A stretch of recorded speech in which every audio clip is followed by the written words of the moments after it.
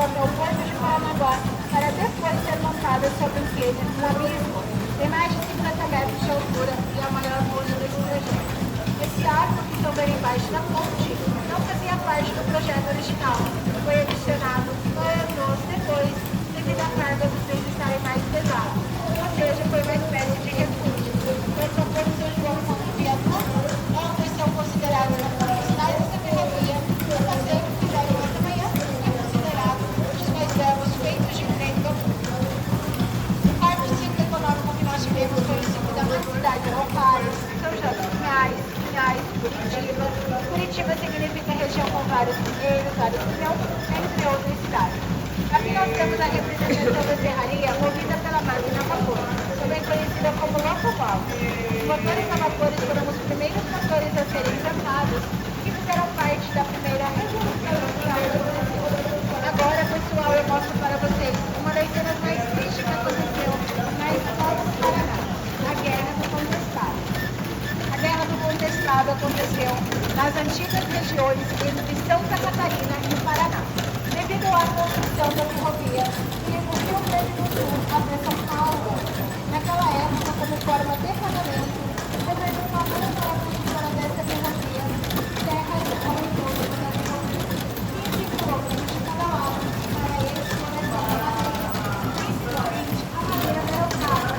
Naquela selva da cidade, não conhece talvez, não sei, eles não puderam desapropriar as terras.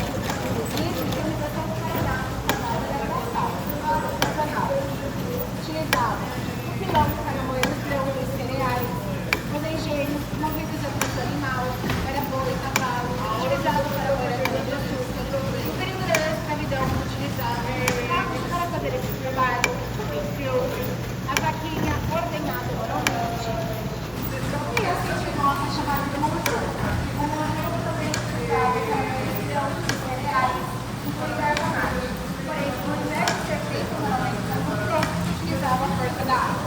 Aqui podemos ver como era uma casa naquela época. Portas feitas de madeira da araucária, incluindo telhados feitos de tamanho mascado, elevadas, onde embaixo guardavam ferramentas para o trabalho. Aqui nós podemos ver a famosa patente, privada, vacina,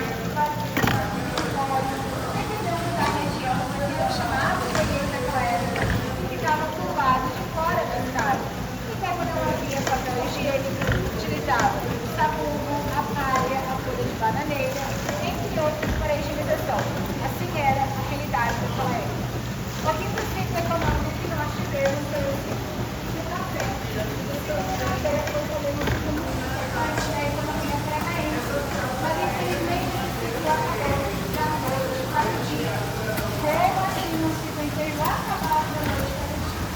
Esses cafezais estavam mais centralizados no lado norte do Paraná. E no norte do Paraná não era comum fazer pequenos refugiados de emprego. Mas em 1975 tivemos uma grande surpresa.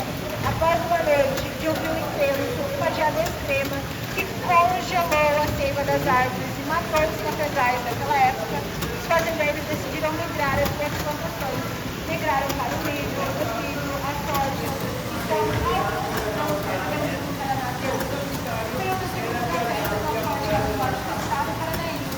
Londrina na época chegou a ficar conhecida como a capital mundial da cerveja.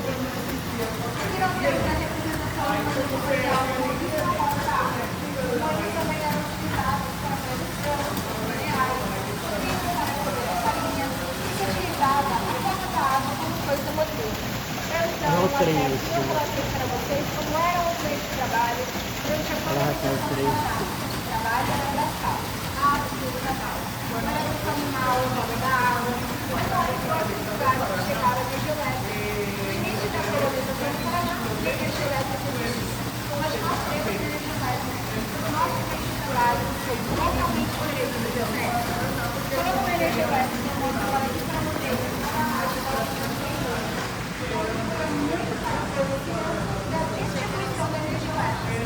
Aqui representado na escala de 500 vezes menor, tem um sistema de abrir e fechar a barragem, que não é assim na realidade, mas a nossa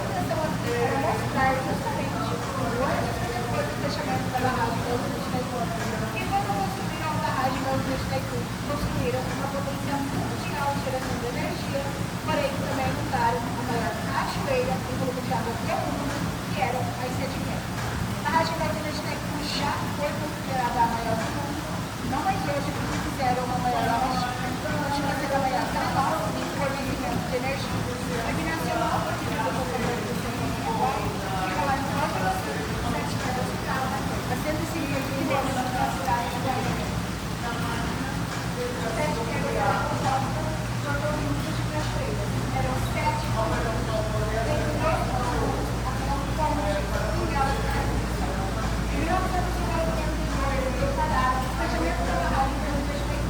As pessoas fizeram já brincar pela última vez.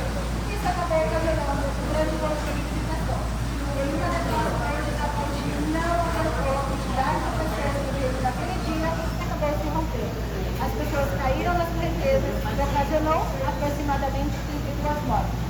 Essa tragédia só não foi pior porque naquele dia havia por ali um pescador chamado João Mandi. João Mandi, ao ver aquela cena, corajosamente jogou nas correntezas e conseguiu salvar 6 pessoas. João Mandi está vivo até hoje, ainda mora lá em Guaíra. Ele ficou conhecido como o herói das 7 quedas. 7 quedas, pessoal, era a maior volume de água, 10 desenvolvedores dessa catarata. Hoje, se encontra